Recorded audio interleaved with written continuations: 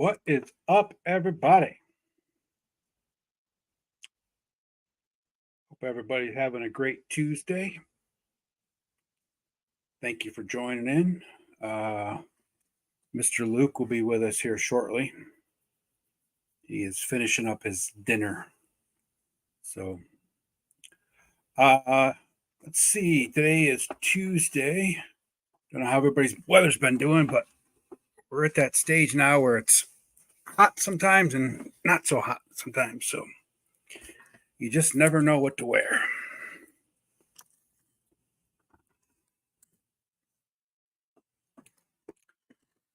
All right. Got that taken care of. I'm not taking the rest of it off, so don't get excited, Lawrence.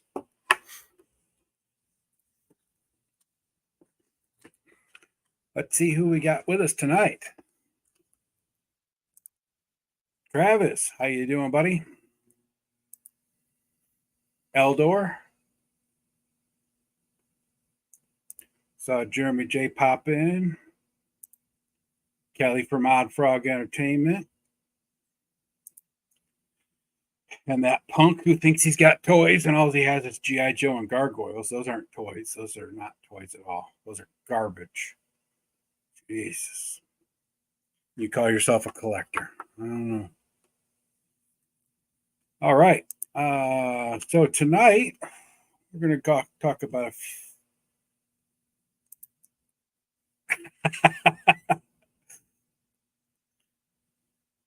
No, you told me that we were holding hands because we met on Grindr. That's what you said. You said you loved me.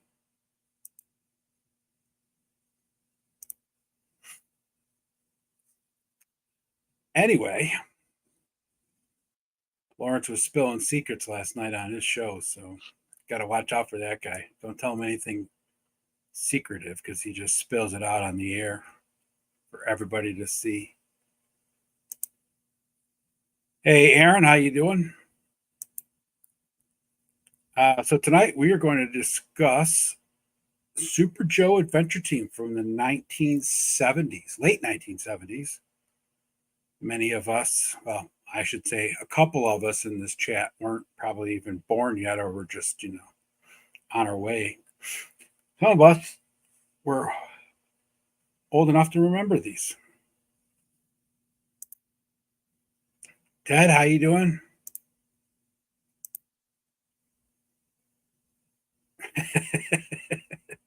I did tell you after you already spilled them. So anyway, let's get this show on the road.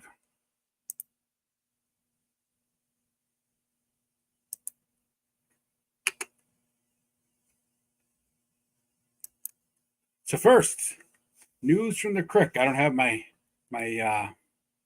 sound effects here, so we'll have to just pretend that there's the news theme coming in. So real quick, Super 7 Cat Slayer got funded with the lab, and it ended, I believe, Sunday at midnight, wherever the hell you were in the world. It ended. Didn't matter if it was midnight Eastern time or midnight Eternian time. At midnight, it ended for you. But for those who put the big bankroll down for it, I'm happy for you to get that. Be looking forward to seeing some of your pictures of how you actually display this in your houses, since it's going to be a small room itself. So make sure you post those 10 years from now when you actually receive it. And Cosmic Legion's Ox Crew Book 1 is now available for pre-order through regular retail. It's done at the pre-orders through Mythic Legions, the Four Horsemen, the Store Horsemen as they call it. But you can pick them up at helladopetoys.com, of course. So go ahead and pre-order them there. It's at retail price now, but at least with Hello Dope Toys, you only have to put the 10% down, not the whole bankroll. So if that works better for you, there's your option. And the last tip of news and the shout out from the Crick this week is for Unboxing Art. He goes live on Wednesdays. I think it's Wednesdays. I can't remember now. We're on a blank. But he just recently got his 4,000 subscribers and is doing a little giveaway on his channel of, well, it's not really, I shouldn't say a little giveaway. He's doing giveaways similar to what Hella Dope did with probably, I think there's like 6 or 7 different items you can win. But you have to watch last week's episode to go see how to enter. So if you're interested in that, go on over there, subscribe to Unboxing Art. Him and Froggy Geezer and Cox Create discuss toy news, and Art does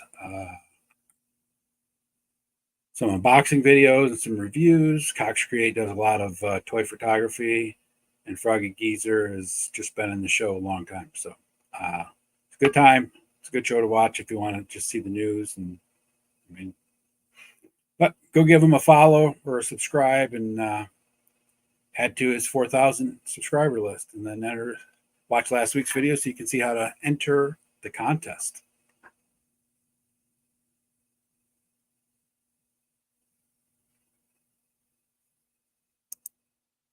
Hi, Travis. All right. So we're going to jump right into the topic.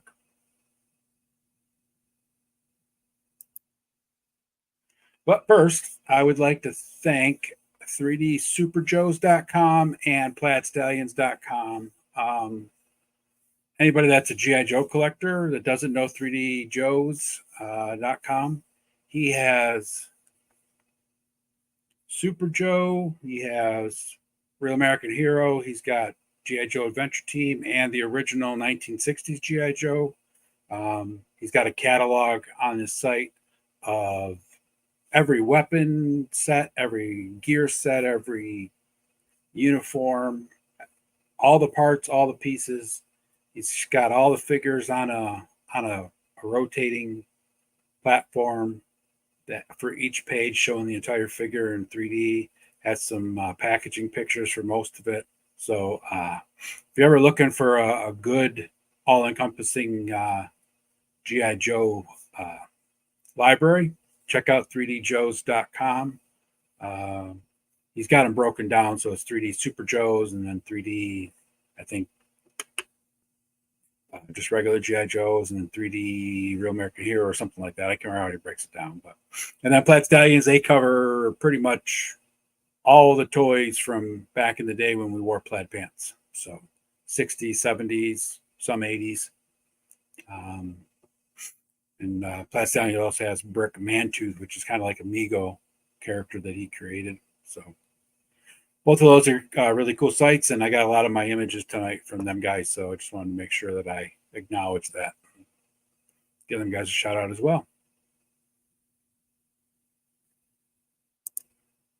Well, Luke's supposed to be finishing his dinner. He's got a touch of the flu. Hopefully, it's just the flu and not the C word. But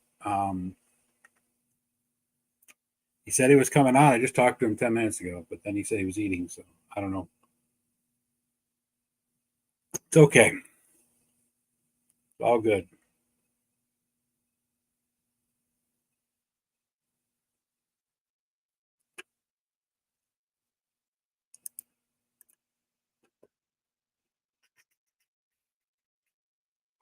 Let's see. So let's get started. So Super Joe was, let's rewind.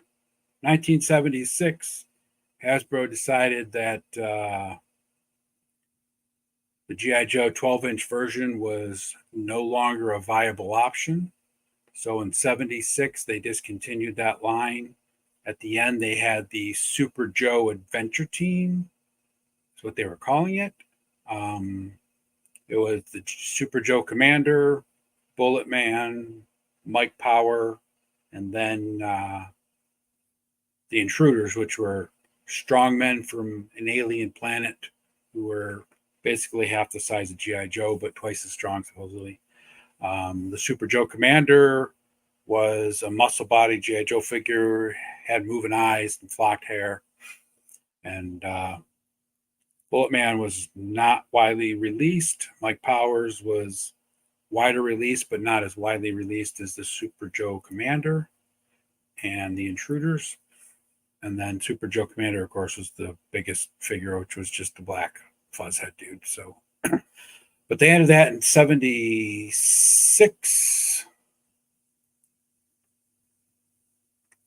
And the line sold through, I think, 1977.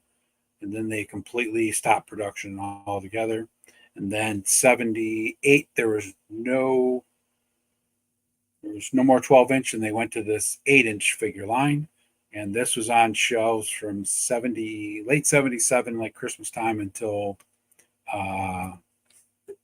79. So it didn't last very long. A lot of people don't even remember this line, but it's one of my favorites as a kid when I was that age, because I was like 5, 6 years old. So fit in my hand better than the 12-inch Joes that I had, and had a cool feature where each figure came with a little light, either on his chest plate or built right into the figure. So this is the Super Joe Commander. And of course, the commanders always have a beard. That's just the way it is in Hasbro's G.I. Joe world. And the 8-inch version is over here on the left. This I looked in the package. He came with like a chest plate armor thing with a backpack. The backpack was basically just there to hold the battery to power the little white light. So the whole catch to the Super Joe Adventure Team was that they fight in the night with the light. So each figure had like laser blasting, even though it was really just a miniature flashlight bulb.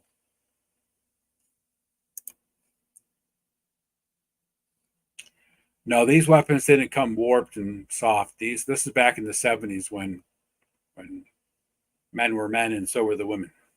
Actually, that's nowadays. So just the men were men back then.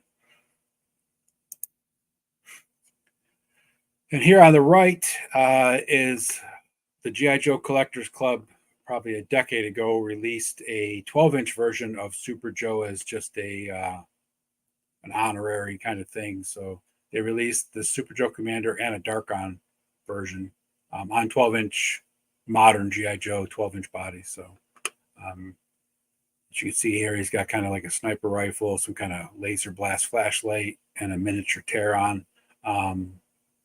No light effects on these guys, though, for the newer versions. But I got probably Christmas of 77, Super Joe. A really cool figure. Loved it. Fit well with Migos. It was a little bit bigger than Migos. But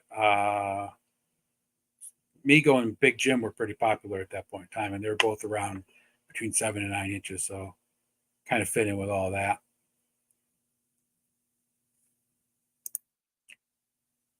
No, they don't make them like they used to, Eldor, for sure.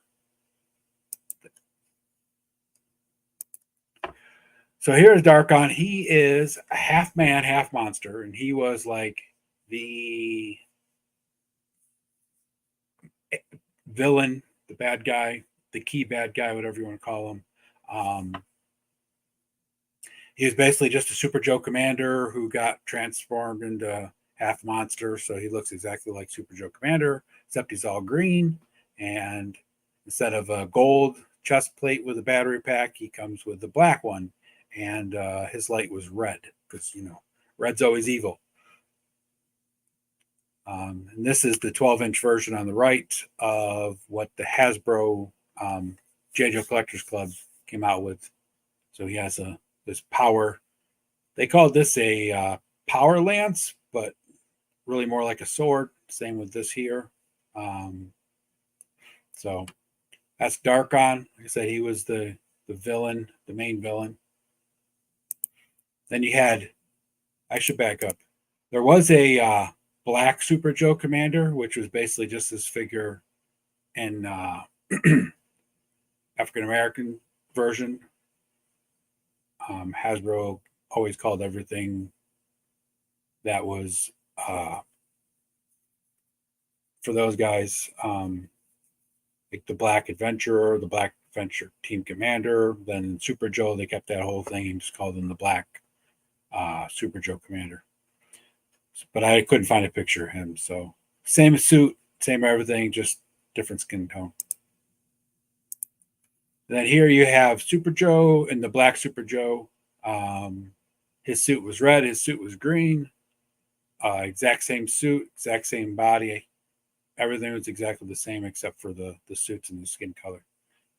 But Super Joe, these were your quote unquote troop builder guys that could go into any kind of battle.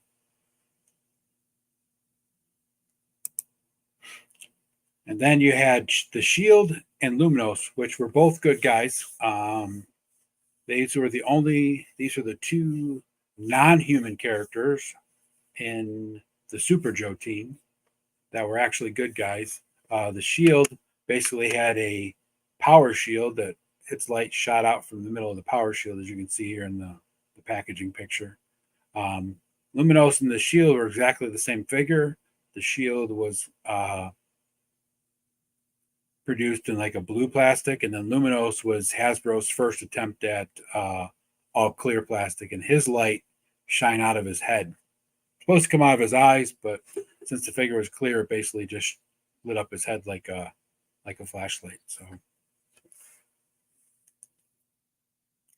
these guys were both on the Joe team, so they were both good guys.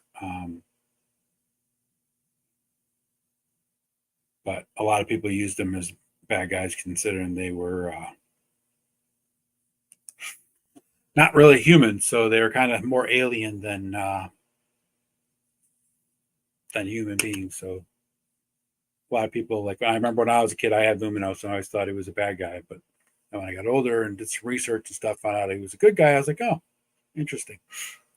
So anyway, that's the Shield and Luminos. These two are at the end of the line, very, very hard to find.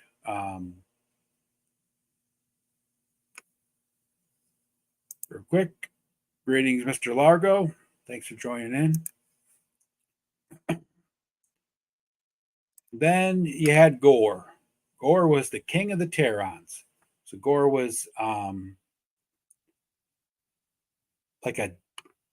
almost like a Godzilla looking figure, as you can see here in the picture.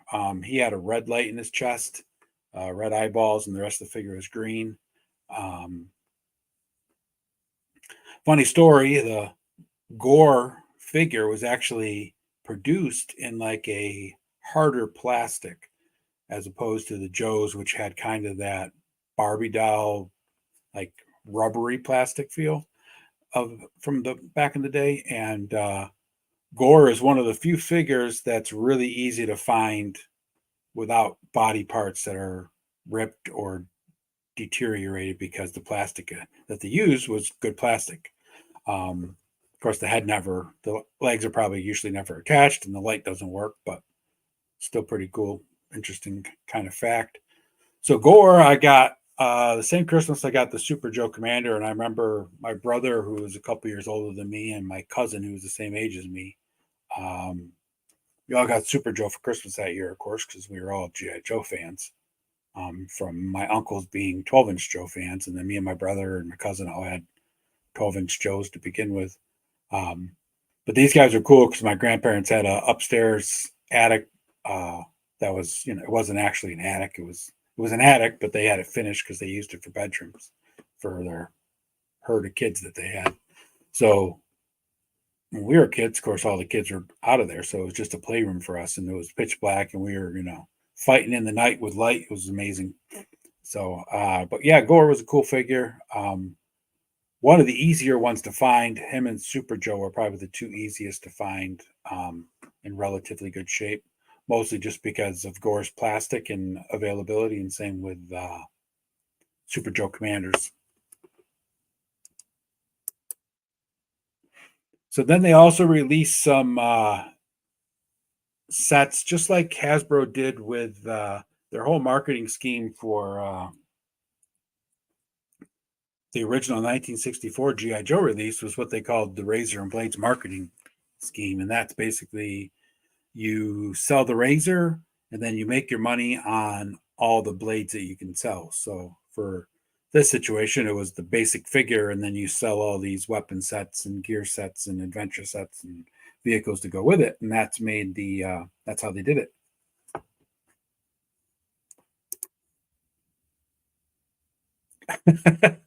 Yeah, exactly, Aaron.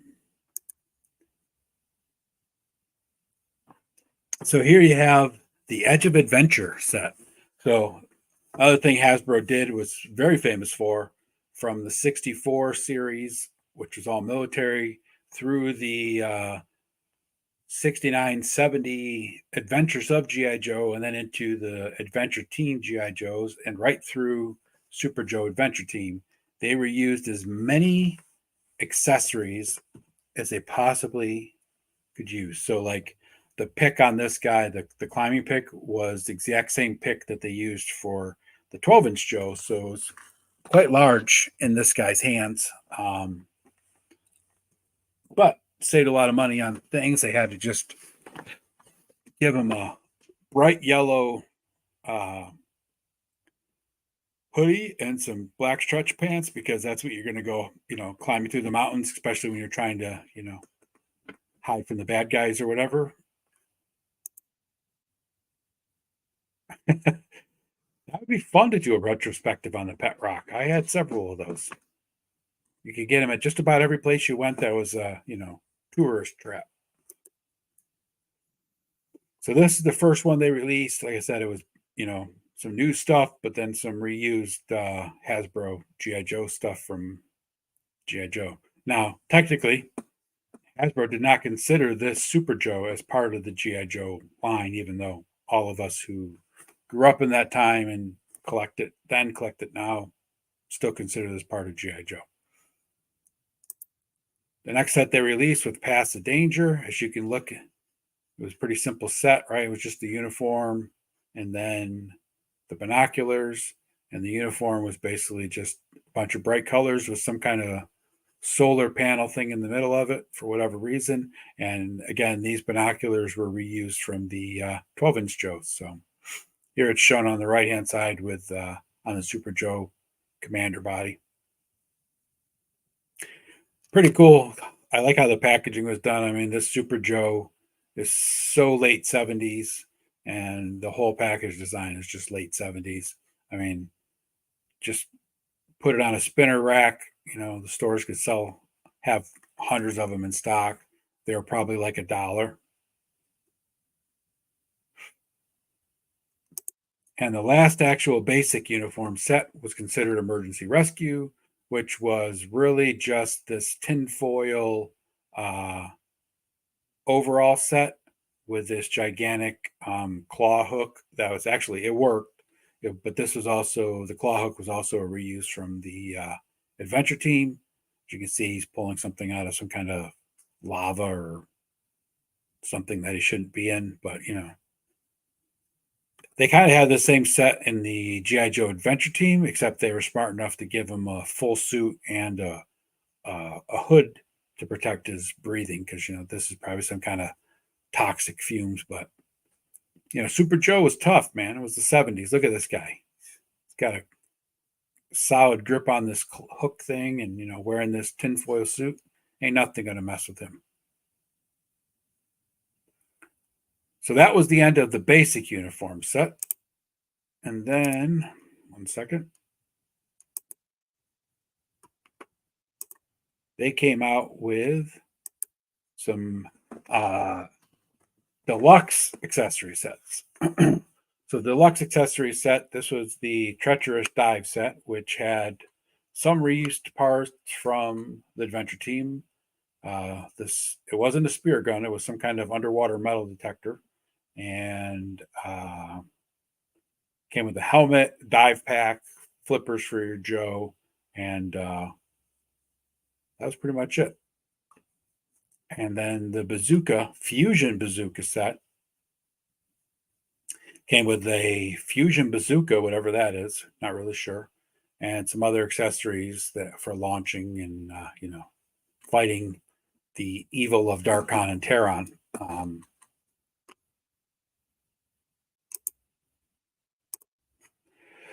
But these sets are a little more expensive than the basic sets, but these sets only came with accessories, no actual uniform. So you had to put your uniform this over top of whatever uniform your actual Super Joe figure had. But they're pretty cool sets.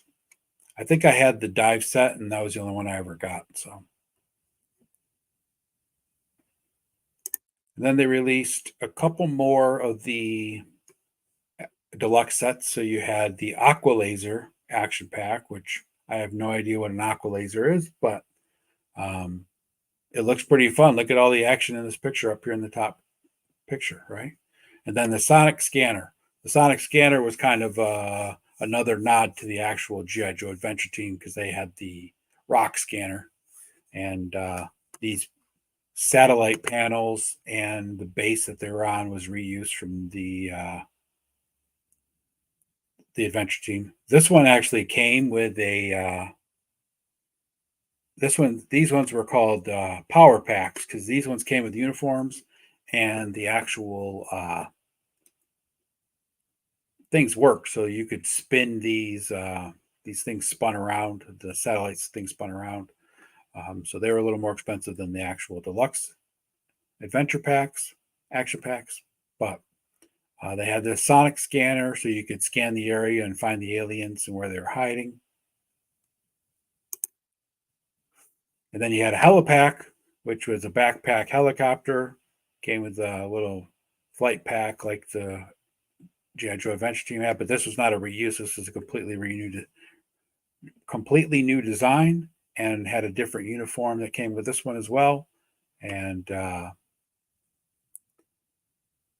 this one and Magna Tools was another nod to the Adventure Team because it was actually a chest winch, a chest mounted winch. So you could undo this line and it would drop down, whatever, how much string they gave you. And then you could hook onto something and Joe could crank it up wearing the winch on his chest. That also came with a different uniform. All the uniforms are basically black with different highlighted sleeves and neck rings, whatever you want to call them. But that's how all the uniforms were like that. But these are pretty cool because they actually, the power packs actually had moving parts that were, made for better playability.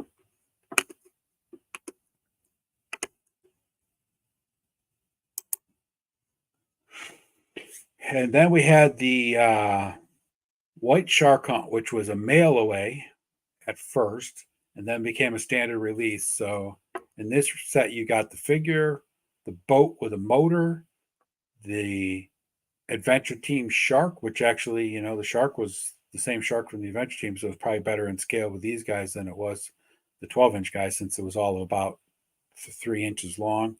But look at that price, $5.88.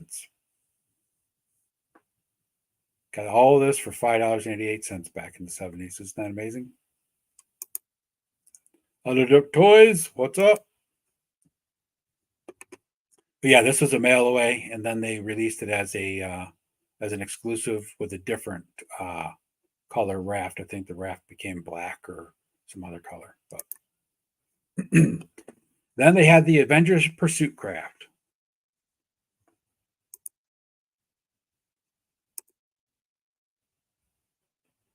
Oh, hi, Aaron. I kind of figured it was you since Ted already checked in and said he was listening in the background. So the Avenger Pursuit Craft, which was actually called the Avenger Pursuit Craft in the G.I. Joe Adventure Team, was another reuse.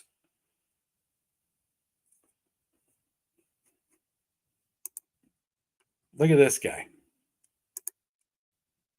How's it going, everyone? We're doing good. Everybody wants to see your wizard, and you're not. You're off somewhere.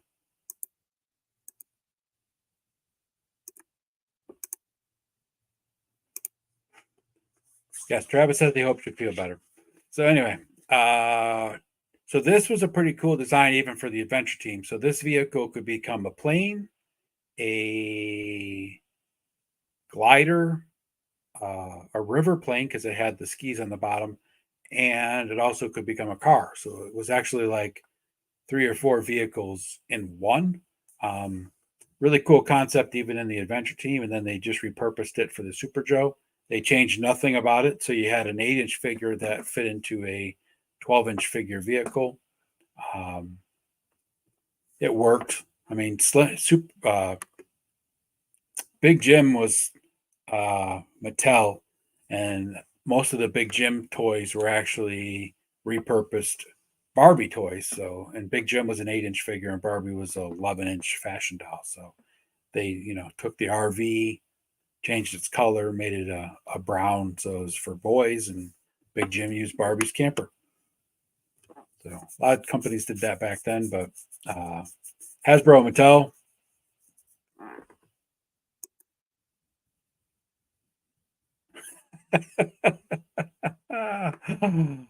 uh, you better keep working out there, Junior. Let's go.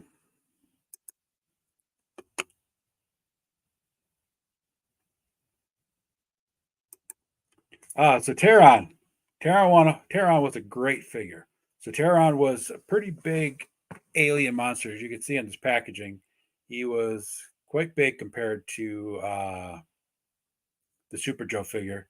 He actually had 6 legs, and you could wind him up, and he'd crawl across the floor or out in the yard or whatever. Not really sure what kind of thing he was supposed to be. Some kind of bug dinosaur crossbreed thing. No, I ain't showing that off yet. I got to finish first. I only show it off to select individuals like you. But Terron was what Gore, the one figure, was actually the king of. So he ruled this whole alien planet of these creatures. So they kind of gave him some of the hints to that figure, and then but it was a pretty cool figure. Like I said, the legs just kind of pivoted on its belly, and they all pivoted at different times, so it actually just crawled across the floor. There's a lot of cool innovation with the Super Joe as far as like the lights and um, making things that actually moved powered wise.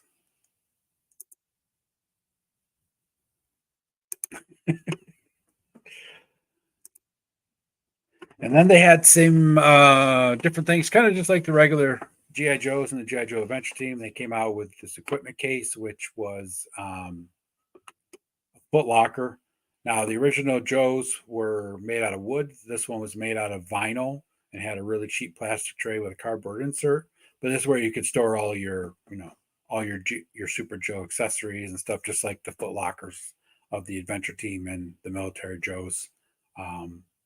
Same box size as the original Joe wooden footlocker and the Adventure Team wooden footlockers. So pretty cool thing though. And then someone came up with a concept to actually take the footlocker or storage set, crate, and make it so you could store stuff in there, but when you opened it up, it became a command center. So you had all this computer stuff that you could pull out, and of course, this is the 1970s computers. Everything was just a bunch of lights and, made a bunch of noises and weird things like that. It was the 70s. What can I say?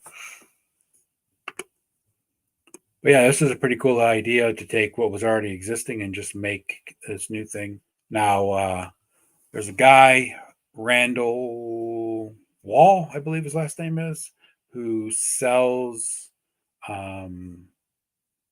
things that he creates, papercraft things through this place called Cotswold Collectibles, and he actually made an updated version of this for the 12-inch GI Joes. If anybody's a 1/6 scale collector and has an extra foot locker they want to turn into a command center, you can go to Cotswold Collectibles and get one.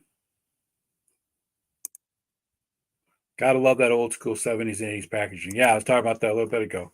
Love the coloring and just the whole thing with the way the figures are posed and all of it, right? Awesome stuff back then. And here's the Rocket Command Center. Now, I never saw this when I was a kid, but I tell you, it's a pretty cool set. It's got it's a spaceship. It opens up so you have a command center. It's got this little rover type vehicle you get Joe into. It's got a satellite thing. Here's some better pictures of it. So this is what it looked like closed up. You could, put Joe in the cockpit and another Joe inside there. And then it opened up into like a space station, and then you had your little rover here that could fit a Joe in it. Really cool. And of course, this says U.S. on there because, Super Joe Adventure Team was from the U.S. And now we're going to get into some of the weirder things that came out of the Super Joe line, which are total 70s. So if you're not old enough to remember the 70s or you were just a baby back then, this is what we all grew up with, some of the weird things. So this is just some advertising.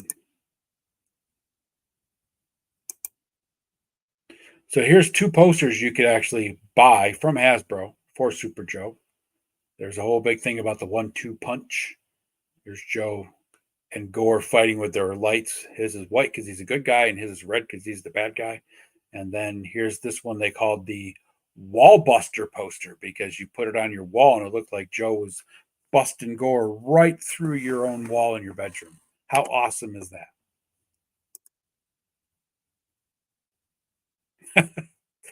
Right? That rocket ship for sure. And you could probably find one on eBay for a couple $100. That's in better shape than anything Hasbro is going to put out now. And here you have the Super Joe Space Cruiser, which was just a cardboard box that was printed with the Space Cruiser cockpit on here. Has your little computer thing up on the left-hand side so your co-pilot could run your computer while you're flying your spaceship. I mean, how awesome is that? You're 5 years old, you got your own Super Joe Space Cruiser cockpit. I mean, what more could you ask for as a kid? And then they had these weird walkie-talkie communicator things that lit up, and they're actually more like megaphones than walkie-talkies. But 70s was a weird time, man. What can I say? They were fun, but they were weird.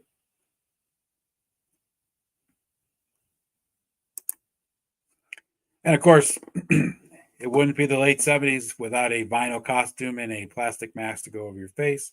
And of course, they had that for G.I. Joe, Super G.I. Joe 2. They had one for Darkon, which I don't know why they made his face gold. They had one for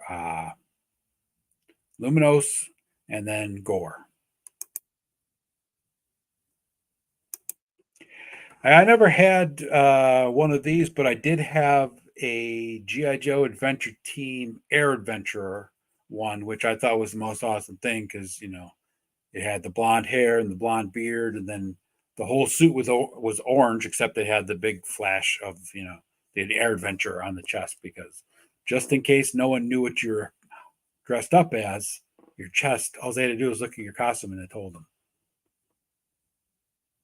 Nothing better than these kind of costumes back in the day. And then, of course, you have your Super Joe belt buckles.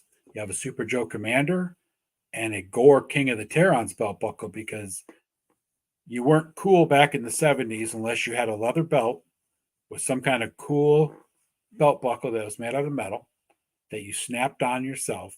And on the back of your belt, it had to have your name. So if you didn't have that in the 70s, you weren't cool. So luckily, Hasbro provided these belt buckles so you could have a Super Joe Commander belt buckle or a Gore belt buckle. And I think every single company back then had belt buckles. I remember having some from Harley Davidson and, car companies. My dad was a mechanic his whole life, so and he was a Dodge guy. So I think I had Mopar ones, and I had one shaped like Dodge Challengers and all of it, right? Good times in the 70s. I think I had 4 belts growing up from the time I was old enough to remember till it got, towards the mid 80s when belts started going out of style that had my name on the back of it. So, yeah, cool stuff, man.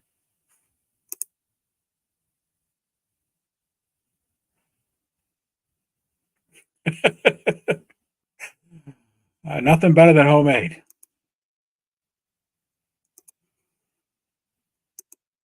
And then here, this is the adjustable metal official Super G.I. Joe Adventure Team Club ring. So you mail away your application, you get accepted into the Super Joe official Super Joe Club. They sent you this ring, and you can wear it to school. That way, everybody in your school knew you were cool enough to be part of the Super Joe official membership club. I mean, how cool is that? What more could you ask for? You got this, you're sporting that belt. No one's going to mess with you. And then Hasbro also had a necklace pendant thing you could actually wear as well. And that was fun. It was a good time. So that is all the slides.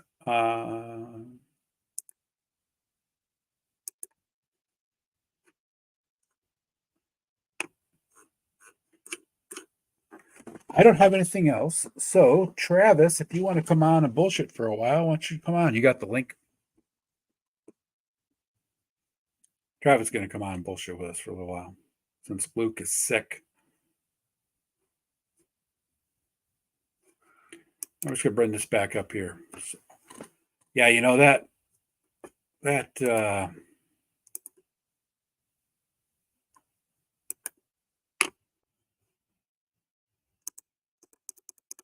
spaceship here. I mean, this thing nowadays would be super expensive for us to get.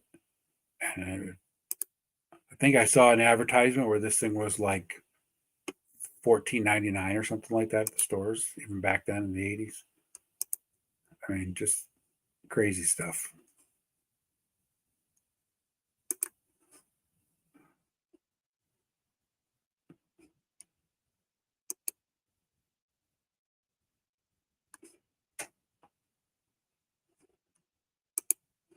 I don't know, man. We just don't get toys like this anymore. We got some cool things, but you know, definitely true what Crisco said though, that this would be a really expensive crowdfunder. And then, they'd probably make this spaceship, and then the tiers would be, if you got enough, you could actually get this rover.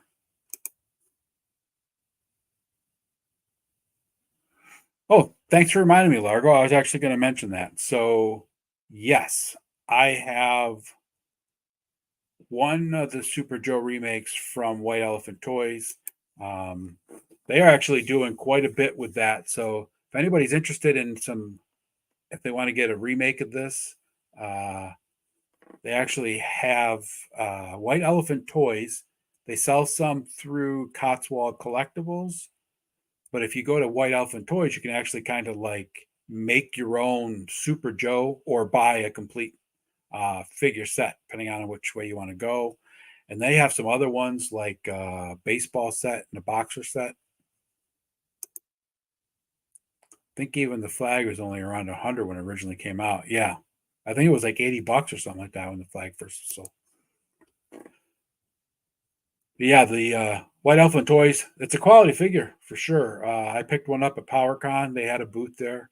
Well, White Elephant Toys didn't, but the guy that runs the Kentucky GI Joe Collectors Con had a booth at PowerCon, and he was selling the White Elephant Toys Super Joe figures.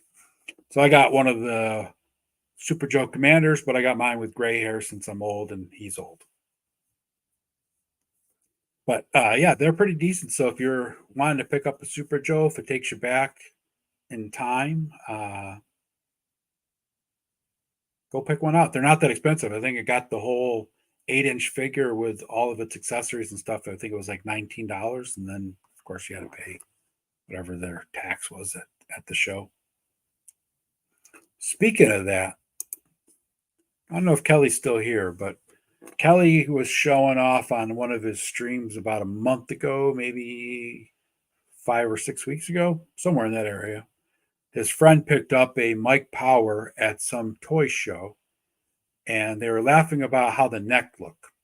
And I was going to tell you this in a message, and I just forgot about it. So I remembered now, so I'm telling you now that the head had been removed and not put back on properly. So if your friend wants to fix his Mike Power figure, he needs to heat the neck up, pop the head off, and re-put it back on all the way. Yeah, those are Ben Cooper costumes, Jeremy.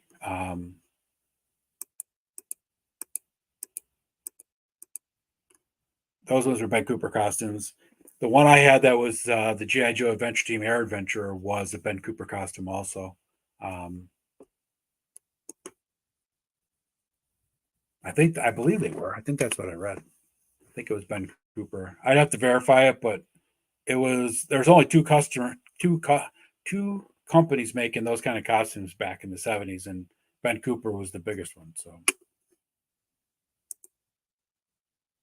I tell you the price of the flag when it came out, but I got mine for Christmas with 8 shipwrecks. So here you go again. Telling his 8 shipwreck story. Actually, it's pretty cool because anybody ever heard the story of Lawrence's USS Flag? He got it for Christmas, and his dad was a sailor, so he ended up getting on Christmas under the tree. He got 8 shipwreck figures, and finally, at the end of it all, they let him know that he got the flag. So having the 8 sailors actually made sense. At first, he was like, "Why am I getting so many duplicates? I don't need 8 shipwrecks because there's only one shipwreck." But that's why.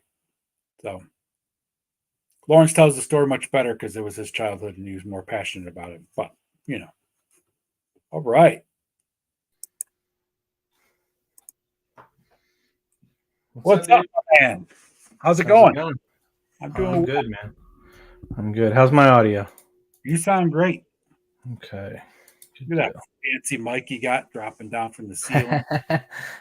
Gotta, when you're becoming the routine substitute for folks that no show their shows, you gotta have the mic. You gotta be ready, right? Exactly. You gotta always be ready. Always be ready. How's it going, what's going on in your world, brother? Man, I'm just hustling, dude. I got the printers all set up in the mini factory down there, and I sent you some videos yesterday of that. I've been running some test prints for some folks and getting some stuff done on some other stuff that I'm working on. And then just doing some designing, meeting with some fairly important names in the toy community the last few days and stuff, and just planning my launch of the Shopify site there so people can get their stuff. How's it going, Largo? So I was going to ask you, in the video you sent, you have like the LED light strips or whatever. Is that just keep the lights off down there so you can have a little bit of light and not have to have the full lights on? Or or were you just trying to go total like discotheque down in your No, not discotheque by any sense. What's up, Jeremy? Not trying to go discotheque down there. It's more about I was trying to do some cheap lighting that I could turn on so I could see the space that I'm working in. A couple months back, I was in New Jersey, and we hit up the IKEA store there, and there was like some clearance lights. So I snagged those, and those work fairly well. I just plug them into extension cord and use like one of those smart outlets. So basically I can tell Google what I want it to do, or I can go into my phone if I forget to turn things off when I'm down there. I have an in-law apartment on the other side of the basement for my mother. So sometimes she says she sees the lights on down there if I forget to switch them off. So she'll send me a message and I'll just click them off from my phone or tell the device to turn it off. So I wanted something that I could do the same thing with for the LEDs. I didn't want to run electrical to, the space, like additional electrical for lighting and stuff, because I've got like those the warehouse racks that I'm using down there for shelving and stuff to put everything on. So, I just want something I could quickly put up and take down if I need to and shift it. It doesn't give me quite the light I was hoping, so I'm going to have to add another kind of fluorescent light, there. And I have like blackout curtains on the window because you don't want UV light exposing to the resin. So kind of really the reason I went for that setup. Cool. I think you could get some decent plug-in fluorescent lights still, though, so you could still run an extension cord if you had to, right? And that's what I'm going to do. Just a little shop. Still shop Yeah, that. that's what I'm gonna do. I'm gonna grab, like, Walmart always sells a ton of them. I actually think I have a couple in my shed out back. I might just grab one, with the little chains on it, and hang it from the top of it, just to give me some extra light over the clean station and all of that. Yeah, Largo, I need to get on there, brother. I was so busy. Definitely want to get on your show, man. Because I think from a music standpoint, putting my playlist together would be a very interesting adventure, because my music is all over the place, man. Might give you a little break from the stress too. You might need that, brother.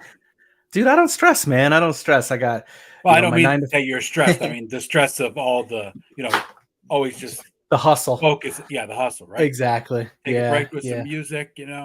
I'll tell you, Yeah. when Largo asked me and Luke to come on, it was actually challenging because normally he just asks you to pick 10 songs, right? And then Luke and Yep. I did 5 each, and then like 5, together. So we had 15 songs. It was still challenging to like even break down like the 10, 15 artists and then break it down to, you know, the songs that I would like really associate with, what I listen to mostly, right? It was like, Yeah. wow. Because I have Pandora going almost all day in my house. I mean, Okay. just and like I'll go from, the 40s to the 50s Yep. to punk to Irish punk, and then back down to like big band, and then it's like it's all over the place, and it's like how do I break this down into 5 songs for myself? Now luckily Yeah. Luke and I have pretty much the same musical taste, so I mean it Okay. wasn't too hard, but Yeah. it's I kind of still like, I kind of have musical taste that it's cool. Like, for me, I think it's kind of cool because, like, when I think of my music, what do we do for fume ventilation? So actually, up until it's gotten a little bit colder out, I've been able to just crack the window there, and I have a fan that just sucks it out. But I'm actually working on a system that, with me producing much more down there, what I'm actually doing is I've got what's it called, acrylic glass, like the acrylic glass from like Lowe's. And what I'm doing is I'm framing the outside of all the rack that I'm using, and I'm putting that on there. And then what I'm doing is I'm actually going to run an inline vent inside it that pulls and sucks the air from the chamber, with using some insulation between each one of the not insulation, but um it is kind of like insulation, but like a gap filler between each of the panels and such, to kind of keep it all consumed inside itself. And then also from a heater perspective for the resin. Fortunately, my basement doesn't get too cool. So, but what it'll do is then I'll vent it right out of the house, so that the, the inhalation is is the better. best. Yeah. So, Only Briscoe. yeah, yeah, exactly. As far as me, like, going back to the music thing, right? Like, it'll be interesting because, like, I can truly like look at like 2, 3, 4, maybe even 5 year spreads of time, like the music that I was really heavily into. And I think everybody could really do that because, like, that's one of the challenges that I had. Like, if I go back to, like, I listened to the Stray Cats, right, for my entire life. I mean, that's okay. just been like, I started listening to them in the late 70s, 80s when my uncle turned me on to them, and since then I've Yeah. been listening to them, right? Yep. And, but then if I look, like when I was in high school, I was a really big Billy Idol fan. And of course, I Okay. also liked, like that late 80s rap that was out, Run DMC and, Yep. before the hardcore rap came out, Just before, like, NWA. Yeah. Yeah. And Okay. then Okay. like, when I was in the army, it was all, alternative Green Day, Nirvana, all of that Okay. stuff, right? I mean, so it's Yep. like, yeah, if you look at it, it's like I think everybody could do that. You That can when I tie was, like a chapter of music to a yeah, chapter of your life, right? right, Exactly. That's yeah, that's what I was alluding to. And, like, I think for me, it's very much so like that. There's some songs in there that will definitely make the playlist. Like, there's a song that, like, just it touches me like really, really closely right now. And I won't go too into it because I'll save that for Largo's song. But there's a song that recently I've heard, and it just, like, it touches me like very, very, passionately, and just has a very strong meaning to me, which is weird, but that's just where it's at. But, like, my music from years, like, it's funny because I think my music playlist would shock people, because we can literally go from Marilyn Manson to Ozzy, flip the switch and play some No Doubt, all the way over to, like, literally Dylan Scott, the country singer, and like I can get down with Darius Rucker, whether he's singing Hootie or whether he's doing strumming on an acoustic. So like I'm all over the place with my music, and that's I think that's like, it's so funny because like when you're a young kid, right? You're like 6th to like 10th grade mostly, right? That really young teenage weird time of your life. Yep. It's like you're so worried about liking all the music that everybody else likes that you kind of basically force yourself to like it, right? It's I never did. So in my house we didn't have music. I was always like the aunt. My parents didn't play music. My mom didn't listen to music. She still doesn't. My dad, like I remember a Doors poster or like a picture of the lead singer from the Doors that my dad would have in the house, but I never heard the radio on like ever my entire life. Really? But like when I was a kid, like the first time I got into music was like when my buddies started listening to stuff like No Doubt, and like one of my buddies' family would like get together. I was really close to. I was at his house all the time, and they would be playing like Guns N' Roses and like they're the ones that got me to Hootie and the Blowfish back in the early '90s. So like that was my first experience into music, really, like actually like caring about it. And my parents didn't play it, so like for me, when I started getting into music, like those buy one disc, like get 7 discs for the price of one, like BMG. BMG was like a huge thing. We all still owe that money. I don't know nothing. There's like a dozen and a half alternative aliases that might own them something, but not Travis. Exactly. I wasn't 18. Exactly. But I ended up like finding like very alternative and like kind of off script music that folks weren't listening to quite yet, just because I was like, I got to be different than everybody else. So and then there's definitely some of that music that I listen to this day, but like, the big thing for me is like my music really just like it ranges. Like I have 2 separate playlists on my phone. Like it's Travis's music when it's just me in the car, because it could go all the way from like the very alternative explicit music to like, the much more, calm country music that my wife is okay with me playing with the kids in the car. And then there's my, 20-year-old son who likes to tell everybody that I used to play Eminem in the car with him when he was little, which was not the case. He was not in the car when I did that. That is for sure. Oh, when my kids were little, we had everything going to Green Day and some Johnny Cash. I think my one daughter, who's 25 now, she used to walk around singing "Life Ain't Easy for a Boy Named Sue" because that's all I had that on my one rotation playlist. And she was, back then it was a burnt CD, I think, or maybe my MP3 that I plugged in my car right back then. Yeah, still that going back to the heyday, right? Like going back to high school and having being the only kid that could afford, had a CD burner and was able to hook all his buddies up. That was me, man. Like we had dual cassettes back when I was in school. Okay, so, yeah. So we had to record from one tape to another.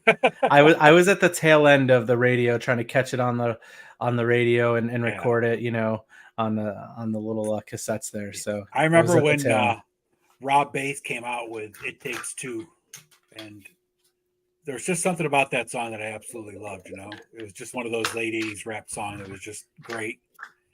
And I remember I sat there for hours one night just waiting for the radio station locally to play that. So, I had the blank tape in, ready to go, push the record button, and I think it came on, and I missed like the first 3 seconds of it, or maybe they were talking over it or something. I was like, shit. Yep. And you try to get it like for another 10 weeks. You're trying to get on at the right time and get it. Yeah. Every night at 7:30, waiting for that special one to come on. That's great. Like back then they had 7 or 8 o'clock at night. It was always that top 10 of the week or whatever that they would do like every night, right? It was always like, good times, man. Yeah, absolutely. But music plays. I mean, like I think like Aaron was saying last night on Jim's show. I mean, like music plays such an important part in like everything that we do that we don't even realize it anymore, right? It's just kind of like always there in the background, like I said. Even when I'm working, when I'm building dials, doing dishes, cooking, whatever, right? I always have the music going. And I used to do that. Sorry, go ahead. No, go ahead. Finish. I was gonna say I used to find myself do that a lot, and I'll do it when I'm like hanging out at the pool and stuff, and I'm around the family. I'll turn the music on.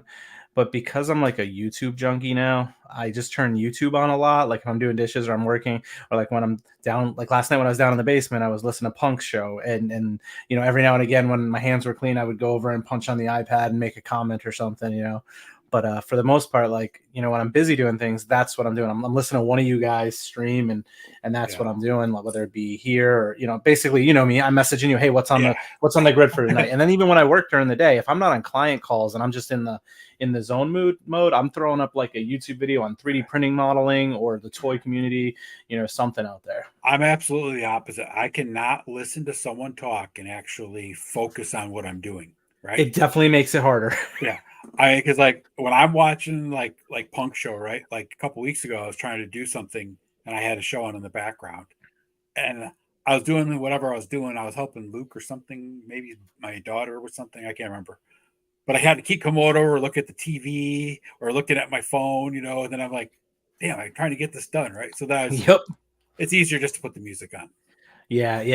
It's definitely harder when you're up doing things like, you know, like last night when I was in the basement. It's much harder because, you know, it's hard to switch back and forth when I'm on the computer here. You know, I've got the 4 screens all around me, so I've got YouTube up on one, I've got my 3D thing, so I'll be in the middle of doing something. It's taking a few minutes to, you know, move things around. I'll jump back over to the screen, type in, so it's all right in front of me. But if I'm up moving around, it definitely becomes more difficult.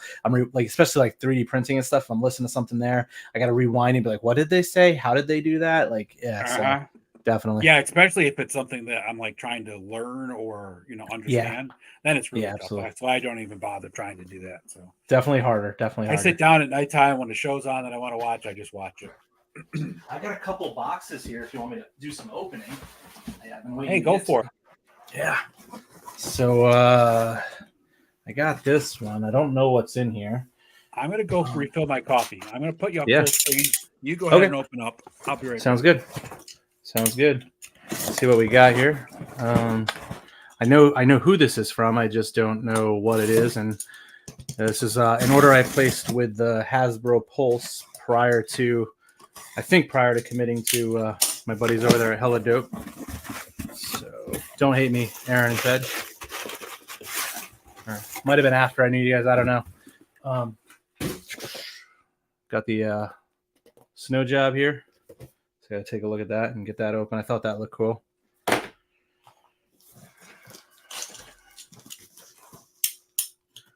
And this one, I guess I don't have any. I guess all my orders with Hella Dope are all on pre-order right now, and I'm waiting for those folks to get some stuff in because, unfortunately, this I had to, again, also go to an alternative vendor, largely due to the fact that Hella Dope couldn't hook me up with some Cosmic Legions that I was looking for.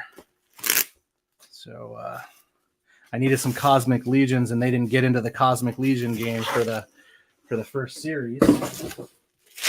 And I needed some that I wanted. Well, one, I wanted to get into the line, and then two, I wanted to display some of these on the Hexastack stands for Legions Con that I'm going to be attending in a couple weeks, or I guess about just under 8 weeks now. So got the Tusk Science Officer here to go with the rest of the series there. And I got this one, which I know is from the same place that I got that one. But again, all my new orders are going through Hella Dope. They owe me series 2 and 3, I think, once those come in. So this is a big boy here.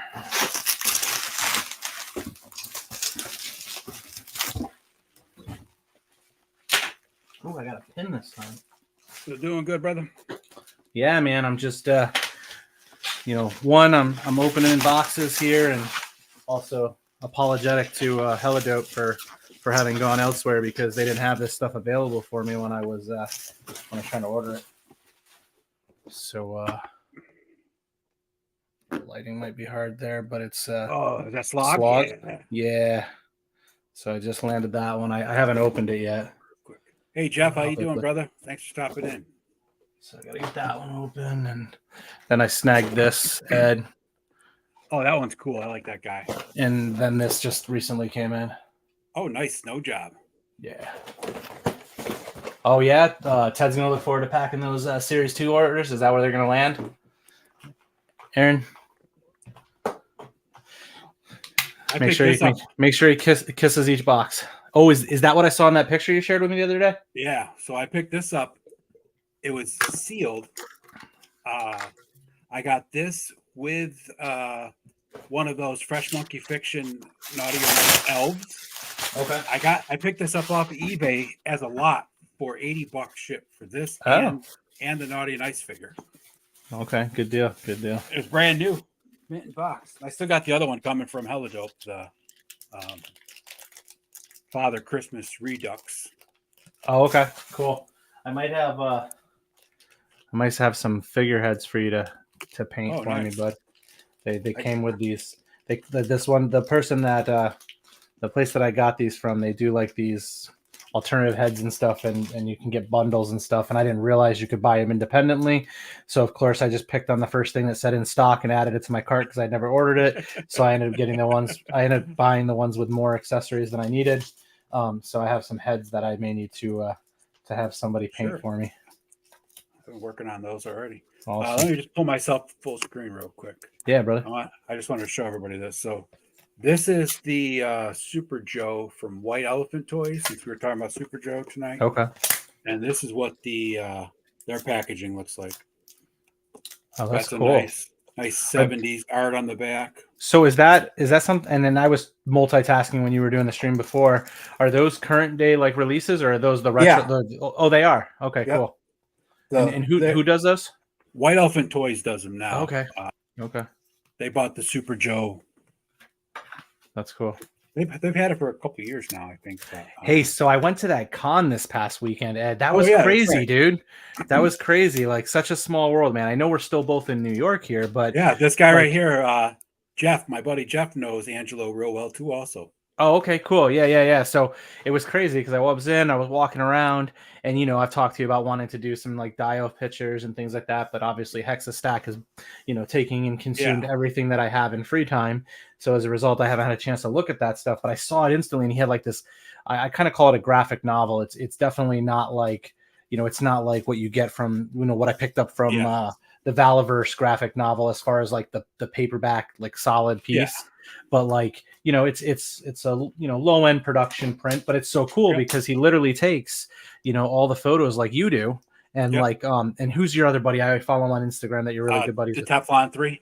Yeah, Teflon. So like very similar style photos, and like all of his stuff was the 12-inch scale, or the 12-inch scale stuff. Yeah, Angelo's been doing that now probably I want to say a decade or more at least. Okay, yeah. So I instantly started chatting with him. I was like, "Hey, do you mind if I take a couple?" I asked him. I said, "Is this like a book with like photos in it?" And he's like, "Oh yeah, it's like a whole story." And I was like, "Oh, you gotta be kidding me!" So we started chatting, and like it was really cool because I started opening, flipping through. I'm like, I gotta send some pictures to my buddy Ed. I'm like, he's a guy out in Western New York. He must not have put the names together or whatever because I obviously just said Ed or whatever. Yeah. And I was like, yeah, he's big into it. I said, I was like, is this flocking? Do you flock these and stuff? And he's like, I was like, my buddy Ed flocks stuff all the time too. And he's like, oh yeah. He's like, I've been doing it for a while. He's like, I started out with like a bug zapper, and I was like, I actually have a bug zapper in my room with the intention to do that. And then I started asking. I was like, is this like the same thing? I was like, I think I asked you last week or something. Yeah. Like, is flocking like the stuff on the hair the same thing people use for like dios for grass? Because that's why I got it, is because I wanted to do some AWOC dios with like grass, because I'm particular, like I think the pictures look great. I wish I had it in me to take my stuff outside, but I'm not a person, like I have 2 acres. I could go in the middle of my woods and nobody would see me. So it's not about an embarrassment, right? It's just like, I don't want to take my toys outside. I don't want to get them dirty. Like I don't let my kid take, like my son came in my shelf. He saw that I had the new Cosmic Legions here. I had them all stacked on my shelf. The next day I woke up and came into my office, and then I go downstairs and he's eating breakfast, and out in the living room I see all my Cosmics spread over. He's like, I didn't know you got new AWOCs, Dad. I was like, I didn't. Those are Cosmics. Stop touching my toys, boy. He was, he's down there rocking those out. So, like I got to be careful. Lawrence, if I don't set Lawrence those picks on me boundaries. all the time about, he's like, oh yeah, Ed just takes his $100 toys out in the woods and gets them in the mud. He takes his out to Disney. So who's I mean, he probably had to buy another park pass just to bring those in. So it was pretty funny because I started doing flocking, and I was doing flocking for all sorts of people, including Angelo and Jeff.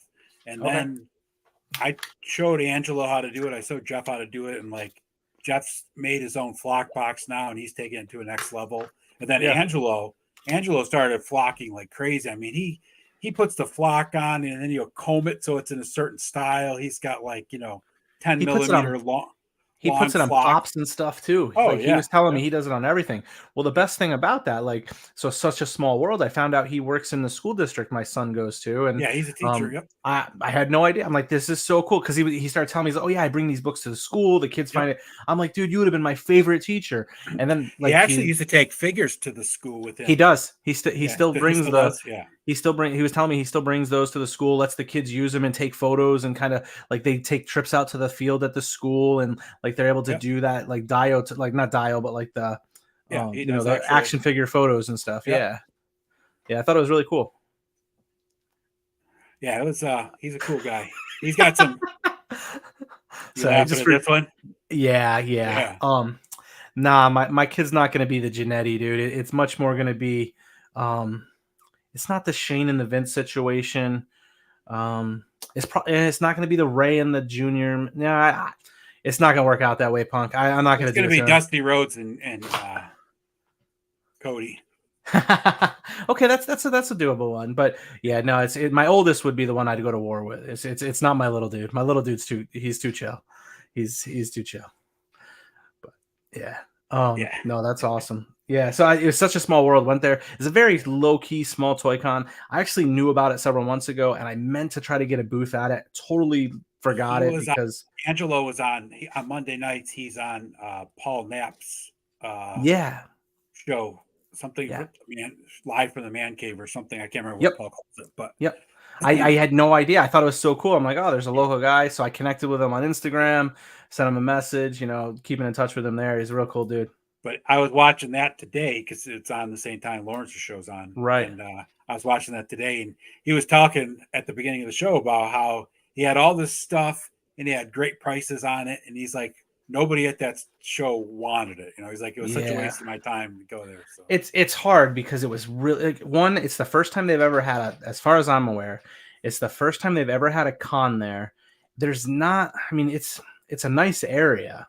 It's literally 10 minutes from my house. I literally spent 12 years working in the office building right behind it at State Farm, you know, for a long time. And you know, they're not there anymore. But the Hyatt that's right out front where they hosted it, it's a nice hotel. It's right off the exit.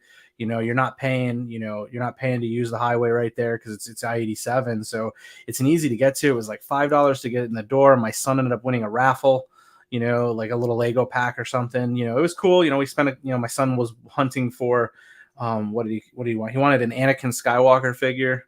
And we found one of those, and we were also looking for one of the Spider-Man 2099 figures that just came out. Couldn't find that one, you know, but you know, just had our well, that was eyes the on same something kind right of there. thing like Ted and Aaron were talking about that local Columbus toy show, right? They Yep. went there with all the new stuff, and most of the people there were actually after like the vintage and older stuff, you know. So it's like, Okay. you know, you can't ever tell like what kind of toy show you're going to get to, right? Because like you can Yep. walk into some of them and it's nothing but like new, like PowerCon, right? They had a Yep. good variety there of vendors with a lot Yeah. of old stuff, but they also had a lot of new stuff, right? But Yeah. you go to some of these toy shows or cons, whatever you want to call them, and it's all vintage stuff, right? Yep. And then you go to some and it's like nothing but new stuff. It's like, okay, well, you know, this isn't This what one I'm was looking for.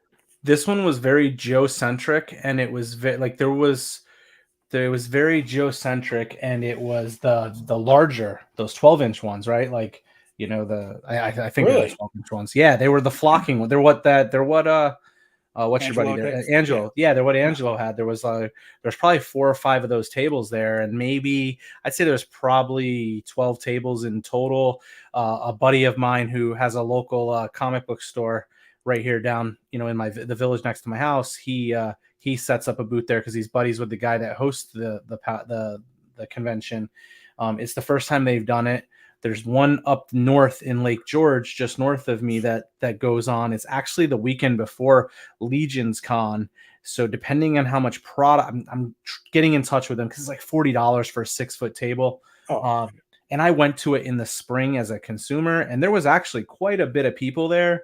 I'm not sure how it'll do in November off season. Lake George doesn't yeah, always like George. parlay. Yeah. Yeah, so I don't know how well it'll do, but it's the second one, so you know $40 is not bad. So I might set up there the weekend before if I have enough product. The thing 40 is, I bucks don't to get want your to. name out there anyway is worth it, right? That's kind of what I was thinking. I just don't want to set. I don't want to go there and then deplete too much of my not that I'll probably deplete too much of my product, but they had a better balanced vendor selection there. right. From classic or retro style Right. figures versus present day stuff. So it was yeah. So there's one November 4th, the weekend before. Like I said, it's pretty low key. We're the same faces were at this one. Some of the same faces that were at this one were at the other one. What I really thought was cool, and I actually got the guy's number. I don't think he runs like a legitimate business. I think he's just like a reseller of stuff he gets on clearance. From what I saw, his merch table was, and he also had the 2016 San Diego Comic-Con exclusive Marvel Legends Spider-Man.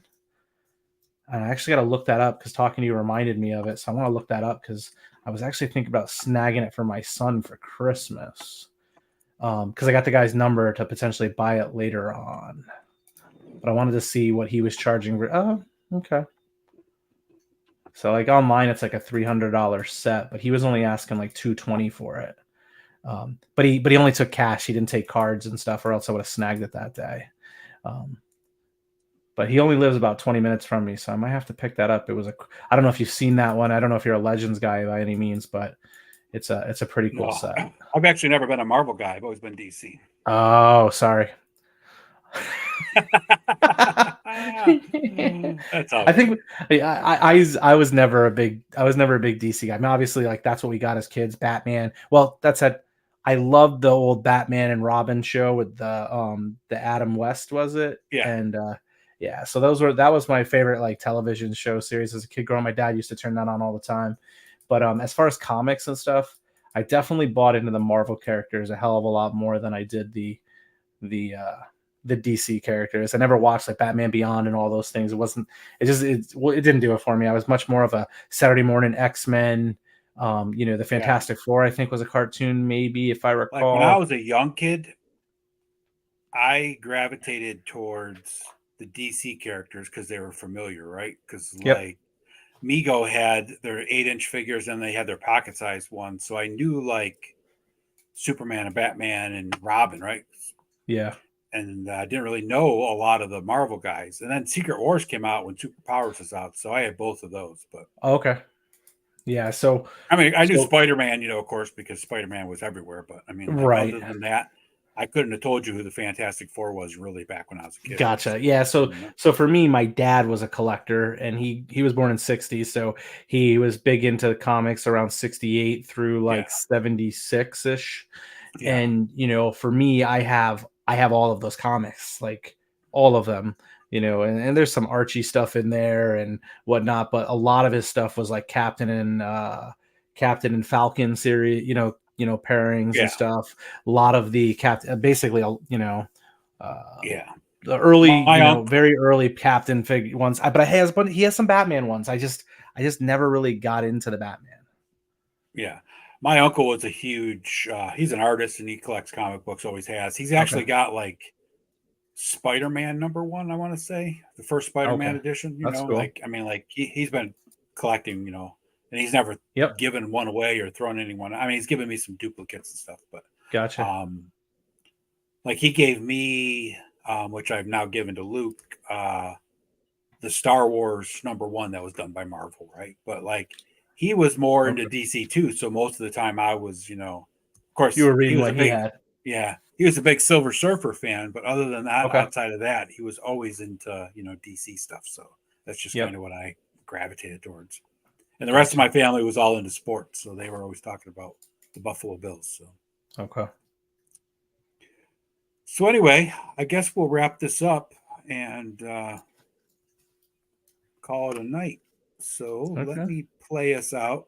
You want to plug yourself before we go? Yeah, actually, I just changed my name, so it's the Hexastack. Yeah. All right. So my goal is to have some announcements the next couple days. Just want to make sure I have enough product tuned up and ready to go, so that folks aren't placing orders and delayed. The way I look at it is right now, The target was to get things in everyone's hands by by November if the Kickstarter had funded. So I feel like I'm still ahead of schedule from where I want to be. So yeah, a lot of really good conversation about everything we got going on.